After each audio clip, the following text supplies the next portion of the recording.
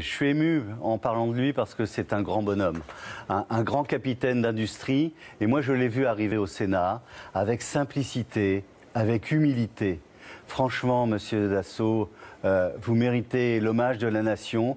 Je crois que par rapport à ce que vous avez pu faire pour la France, pour les Français, pour l'image de la France, vous l'avez fait avec sérieux. C'est un grand capitaine d'industrie qui nous quitte. Le groupe Dassault est un groupe exceptionnel, fondé, comme vous l'avez rappelé, par Marcel Dassault, qui est une très belle histoire entrepreneuriale française.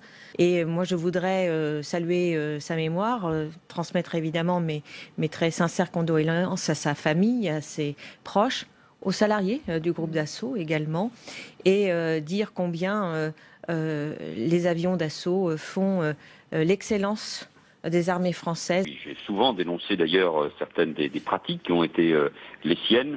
Nous avons noué des liens de respect et d'affection. C'était en effet un grand capitaine d'industrie, un patron de presse. Mais moi j'ai connu aussi et d'abord le maire de Corbeil-Essonnes, alors que j'étais maire d'Évry.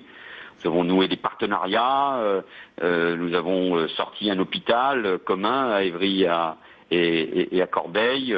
Et puis il y avait de l'affection et du respect. Il a su faire preuve d'une grande ténacité avec le Rafale, dont il a été beaucoup moqué. Beaucoup ont dit qu'il n'y arriverait pas. Et puis finalement, c'est une belle réussite industrielle. Et c'est surtout aussi ce qui a permis à la France d'avoir la souveraineté de son espace aérien et de pouvoir marquer son indépendance aussi sur la scène internationale. C'est cette image-là que moi je conserverai de M. Dassault. Pour le coup, beaucoup de Chinois, à Singapour, on utilise des technologies Dassault Systèmes pour inventer les villes nouvelles.